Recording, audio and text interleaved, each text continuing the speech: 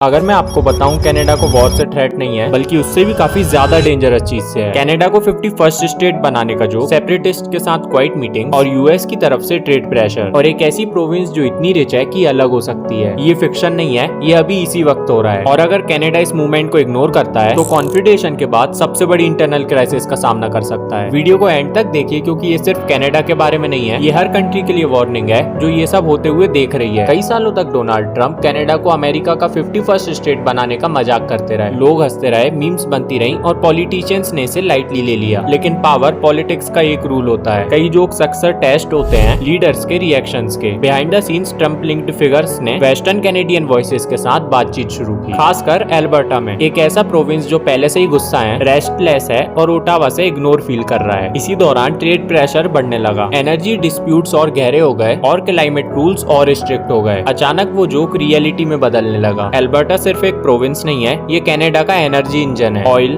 Gas, jobs, revenue सब कुछ यहीं से आता है। लेकिन काफी एल्बर्टन्स खुद को ट्रैप्ड महसूस कर रहे हैं। पाइपलाइंस ब्लॉक हो रही हैं, कार्बन टैक्सेस बढ़ रहे हैं और फेडरल पॉलिसीज हजारों किलोमीटर दूर बैठ के डिसाइड कर रही हैं। सेपरेटिस्ट आइडिया शांति में ग्रो नहीं करते, ये जब ग्रो करते हैं जब उनकी बात नहीं सुनी जा रही हो और वो काफी फ्रस्ट्रेशन से जूझ रहे हो। और जब कोई एक्सटर्नल पावर प्रेशर डालती है, इकोनॉमिक तौर पर, पॉलिटिकल तौर पर या फिर साइकोलॉजिकल तौर पर, तो वो इंटरनल क्रैक्स बहुत तेजी से वाइड होते जाते हैं। यूएस को कनाडा पर इन्वेट करने की जरूरत नहीं है, उसे कनाडा को अपनी प्रॉब्लम्स को खुद सॉल्व करने देना चाहिए। एक ये भी बहुत बड़ा कारण है कि कनाडा अब इंडिया के साथ डील करने जाने वाला है। एक बात बिल्कुल क्लियर है, ये अमेरिका या कनाडा से नफरत करने का केस नहीं है, ये एक लेवरेज का गेम है। यूएस कनाडा का सबसे बड़ा ट्रेडिंग पार्टनर है, एनर्जी साउथ की तरफ फ्लो करती है, जॉब एक्सेस पर डिपेंड करती है और मार्केट तुरंत रिएक्ट करते हैं। जब ट्रेड थ्रेट्स इंटरनल अनरेस्ट से मिल जाते हैं तो सोवरेनिटी एक रात में लूज नहीं होती, वो धीरे धीरे एरोड होती है। इसीलिए ओटावा अलार्म्ड है, इसलिए नहीं कि एल्बर्टा कल ही अलग हो जाएगा, बल्कि इसलिए क्योंकि अब ये आइडिया इम्पॉसिबल नहीं लगता। हिस्ट्री हमें एक ब्रूटल ट्रुथ सिखाती है, कंट्रीज पहले इन्वेशन से कोलैप्स नहीं होती, वो पहले अंदर से फ्रैक्चर होती हैं। अगर वॉइसेस अनहर्ट फील करती हैं, अगर रीजन्स खुद को सैक्रिफाइस्ड महसूस करते हैं, तो बाहरी पावर्स प्रॉब्लम क्रिएट नहीं करती,